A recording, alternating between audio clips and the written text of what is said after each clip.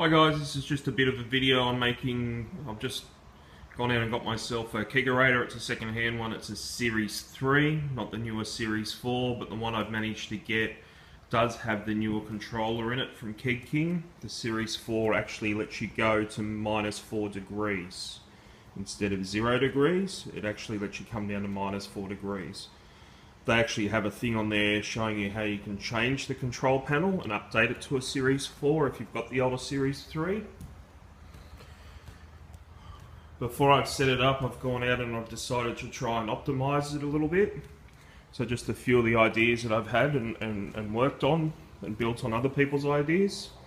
The first thing I'm up to is the font here. I've already taken the taps and the pipes out to give all that a clean. I'll just show you where I'm up to with that. I've already taken these screws out of it, so I'll just pull it off there. Now inside the font on this model, I don't know if it's with all kegerators, I'd expect it would be. They have this insulation tube, this foam.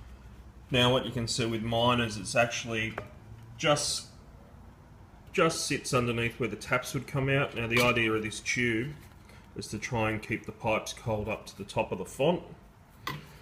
It's the room that's in there is still quite a bit of room, so I decided to upgrade that a little bit. So what I've done is I've gone off to Bunnings and I've bought some more of this type of tube. Now I've brought one that's exactly the same diameter and hole size as the existing one, just to get a bit more length.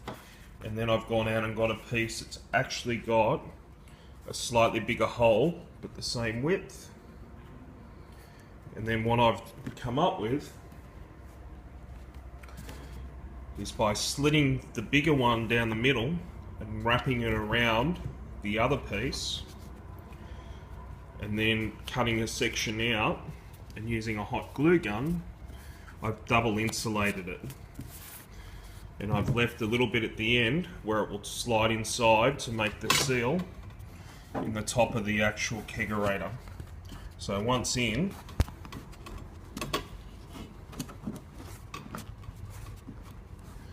it sits in there nice and tight, and once inside the font,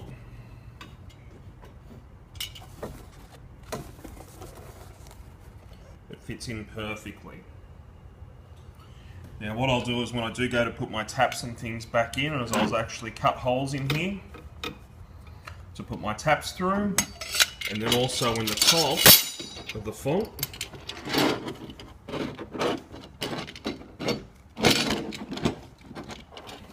I will close this top piece off with a bit of foam in top of that as well once I put the top back on the font.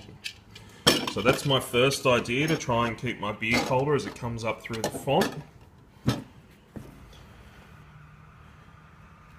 But now the reason I've taken that off is because I'm going to pull this top off and come up with something else. Now what I've done is I've contacted the guys from Digital Home Brew. Michael there is fantastic. He's designed all this stuff. It only took 24 hours to get it out to me. This is their variable speed with on-off switch built onto the unit. Font Snake. Now I'm pretty sure if you guys have had kegerators or got kegerators, you've heard about the fonts not cooling as well, so they've come up with these fans that blow the cold air from out of the fridge up through the font to chill it. Michael's got a fantastic product, gives you the instructions for it on how to fit it in. He's got nicely done connectors, mounting screws, velcro tape if you don't want to attach it with screws inside the fridge. A nice simple end tubing to go on there. Now when I put this in, I will cut the piece that goes up into the font on a bit of an angle so it doesn't get blocked at the top of the font, so the air can come out nicely if it's on a bit of an angle. But the other thing I've come up with, even though there's an on-off switch on this unit which is fantastic and your variable speed, to me I'm not having a beer every day, and it'd be good if I don't have to have the font fan on all the time. So after having a chat with Michael, he was good enough to come up this wonderful add-in piece, which is in theory just an extension lead with a switch. And I plan to mount that in the top in the front of my kegerator, just onto the front here, somewhere on the front control. So I'll show you how easy it is to pull the top off and how to fit that in. So just at the back here of the kegerator, I've got 3 screws. 1, 2, 3. Just need to take them out. So you can see those screws are now being taken out. Now once they're taken out, it's just a matter of lifting the lid up, or the top up of the kegerator, and then slightly pushing it forward. When you push it forward, the front unclips under the front edge. Now once you've done that, it's just a matter of carefully lifting it up. You can see underneath you've got the little control panel at the front and just a couple of control wires coming up. One's your temperature wire, one's your control wire coming into the front of it. So it's really nice and really easy and really accessible to get in there. So if you're upgrading your control panel, this would be the one that you just change in the front. You just unplug those, put the new one in and plug them back in again. Now I plan just to put my switch that Michael's been fantastic to make up for me, just in the front here somewhere with enough room. So with the ability of that, I don't have to go into the fridge to turn my fan on and off all the time. And just as long as I turn it off, probably about 10 minutes before I'm turn it on, about 10 minutes before I'm going to use my unit or pour a beer. Now there is other font coolers out there on the market, but the reason I've gone with this one is it's actually got the on-off and a variable speed controller on it, so you can adjust how much air is being blown up to the top of the font. And they are handmade in Australia, and the support there is fantastic. He's after I spoke to him, he's made this other extra piece up for me and got it out to me overnight, which is just outstanding. So once again, I'd like to say a big thanks to Michael from Digital Home Brew. They do a lot of stuff there. It's worth having a look on their website.